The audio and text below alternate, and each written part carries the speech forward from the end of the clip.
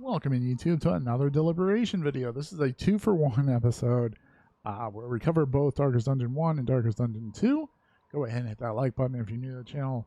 Go ahead and hit that sub button. It really does help us out here on the YouTubes. Anyways, Darkest Dungeon 1 I felt was a little bit better. Like, I would definitely recommend that for somebody that's new to both games. I would say Darkest Dungeon 1 is a little more forgiving in that it actually has the ability to choose your difficulty. This one, Darkest Dungeon 2, is just you go straight in and it is completely RNG through all 5 bosses for sure. So Darkest Dungeon 1, you're building more of like your platoons.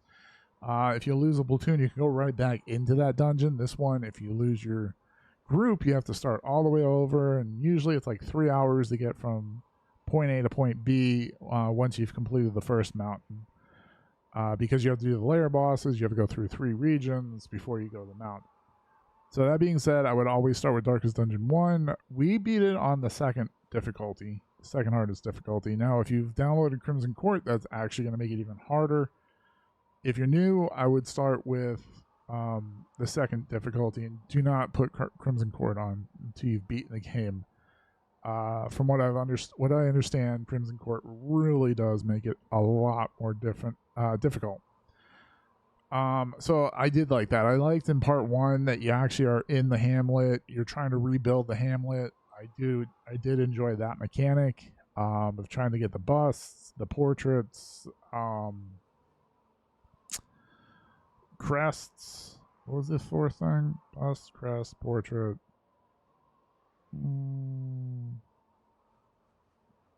Don't remember.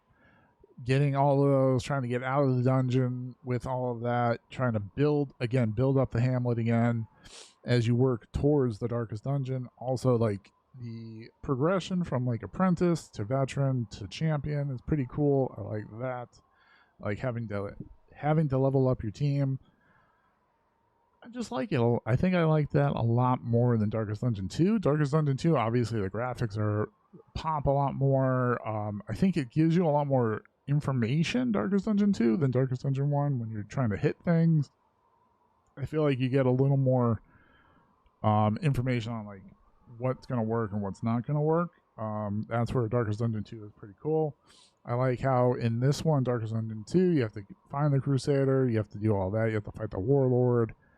I do like that in Darkest Dungeon 2, you got to be careful when you go to the barricades, because you could trigger not only the Collector, you can trigger the Warlord and Death.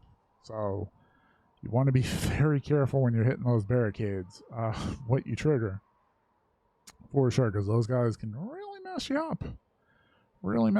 And then obviously you still have the Shambler. I messed it up. I thought the first boss was the Shambler. It's not, obviously.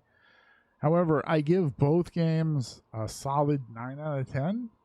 These are both great, like, strategy, make you kind of think kind of games. Darkest Dungeon 2, again, is much more RNG heavy, so you know, you got to be a little more on top of your game. If you make a mistake in Darkest Dungeon 2, it's going to cost you. It really is. It's a lot less forgiving, for sure.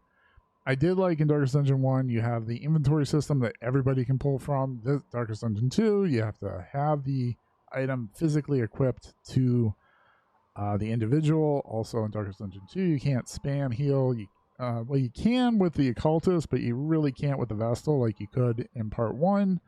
Also, you have 1 Vestal only. You can't have 2. You can't have 2 Lepers. You can't have 2 Man at Arms. You can't do that. So you actually have to mix and match a party that makes sense. And it can be fun. You can make some seriously fun builds, and they're all viable. Again, it comes down to RNG, really. It really does. But like I said, Darkest Dungeon 1, you had the ability to do multiple. You could have multiple of the same class in a party. That could help. Also, being able to pull from the inventory helps as well. So, I really do recommend both these games, and I hope you enjoyed this series. I had a lot of fun playing them. Thank you to Prototype Jim. Big shout out to him over on YouTube. Hit me up if you want his actual link. It's easy to find him. Just type in Prototype Jim, all one word, and you'll find him. He's doing multiple series at the moment. Series? Multiple series? So yeah, thank you everybody. Hit that like button. Don't forget to hit the sub button if you're new here. And we'll talk to you the next time. Stay awesome. Stay safe. Bye-bye.